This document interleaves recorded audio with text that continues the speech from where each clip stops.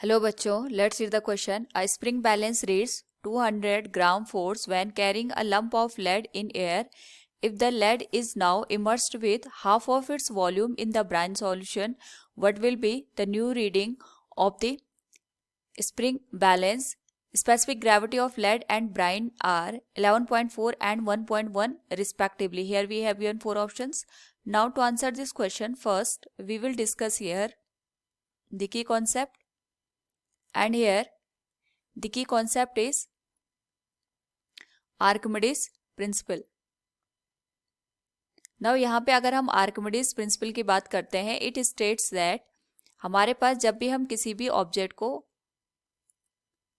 Half या completely किसी भी लिक्विड में यहाँ पे सिंक करते हैं, उस पर्टिकुलर केस में the volume of the displaced water is always equal to the volume of the immersed portion of the sinked body in a particular liquid. जितना हमारे पास यहाँ पे वाटर या लिक्विड का वॉल्यूम होता है वो हमेशा इमर्स्ड बॉडी के वॉल्यूम के बराबर यहाँ पे निकल के आता है.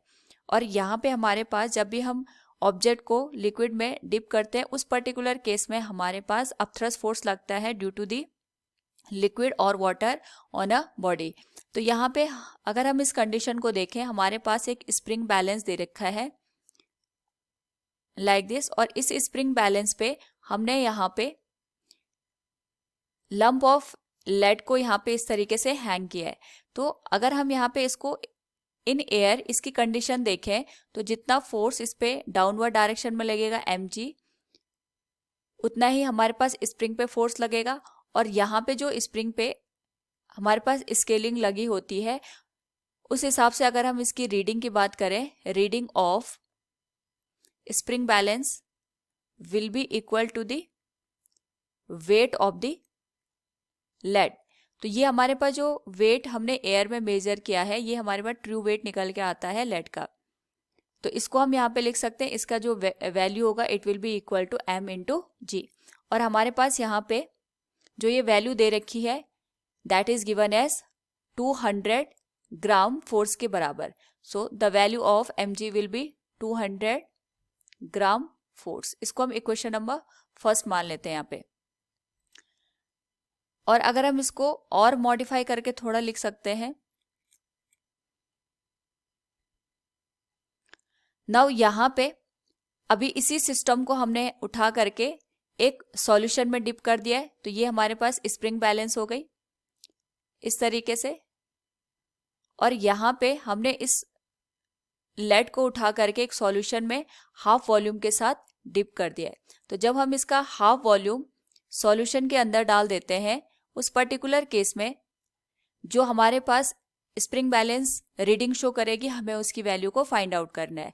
तो इस केस में अगर हम देखें तो डाउनवर्ड डायरेक्शन में mg फोर्स लगेगा और अपवर्ड डायरेक्शन में अपथ्रस्ट फोर्स लगेगा due to the brine solution. इन दोनों का जो डिफरेंस होगा वही हमारे पास यहाँ पे स्प्रिंग बैलेंस की रीडिंग आ जाएगी. So we can write here reading of spring balance, या हम इसको ये कह सकते हैं new reading of spring balance. So it will be mg minus upthrust force, इसको हम लिखेंगे यहाँ पे fb के बराबर. सो mg माइनस fb जो हमारे पास अपथ्रस्ट फोर्स है, हमें इसकी वैल्यू यहाँ पे कैलकुलेट करनी है. वी नो दैट हमारे पास यहाँ पे जितना भी वॉल्यूम हमने यहाँ पे डिप किया है इनसाइड द ब्राइन सॉल्यूशन, उतना ही ये हमारे पास इस सॉल्यूशन को यहाँ पे डिस्प्लेस कर देगा. यानी अगर हम बात करें यहाँ पे displaced volume of the brine solution, it will be equal to the immersed portion of the volume of lead inside the solution. So we can write here जो अपथ्रस्ट फोर्स की वैल्यू होगी it will be density of liquid, और liquid हमारे पास यहाँ पे brine solution है, सो हम इसकी डेंसिटी यहाँ पे राइट डाउन कर लेंगे, multiplied with volume of immersed portion of lead inside the brine solution. तो हमारे पास सपोज जो लेड है इसका वॉल्यूम हमने यहाँ पे v कंसिडर किया है, इसको हम यहाँ पे v लेड लिख लेते हैं. इसका हाफ वॉल्यूम हमारे पास यहाँ पे इमर्स्ड है, so we will take half volume multiplied with g. Now यहाँ पे अगर हम इस पूरे एक्सप्रेशन में से mg को कॉमन ले लें, m हमारे पास मास ऑफ लेड है, it will B 1 minus density of brine solution divided by, ये हमने यहाँ पे मास ऑफ लेड लिया है तो यहाँ पे हमारे पास मास डिवीजन में आ जाएगा, multiplied with volume of lead divided by 2 into g. Now यहाँ पे अगर हम इस एक्सप्रेशन को ध्यान से देखें, अगर हम वॉल्यूम ऑफ लेड को इसके डिनोमिनेटर में लेके आए तो mass of lead divided by volume of lead, ये हमें यहाँ पे ये बताएगा कि हमारे पास जो डेंसिटी है लेड की वो कितनी दे रखी है। So it will be density of brine divided by हो जाएगा density of lead multiplied with g by 2।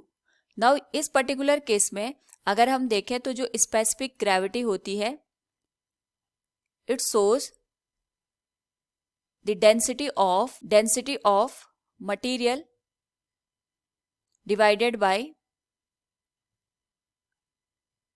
density of water। तो अगर हम यहाँ पे डेंसिटी ऑफ ब्राइन की बात करेंगे तो यहाँ पे ये हमारे पास मल्टीप्लाई हो जाएगा डेंसिटी ऑफ वाटर के साथ। सिमिलरली डेंसिटी ऑफ लेड की बात करेंगे तो it will also be multiplied with density of water.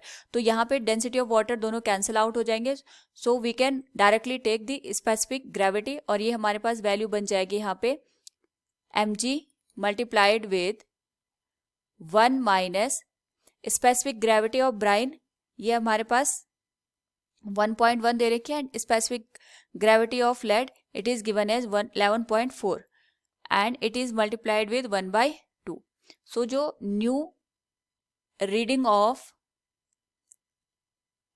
Spring balance अगर हम इसकी बात करें तो ये हमारे पास निकल के आएगा, जो mg की वैल्यू है from equation first it will be 200 into 1 minus, अगर हम इसको सॉल्व कर दें यहाँ पे it will be equal to 11 divided by 228।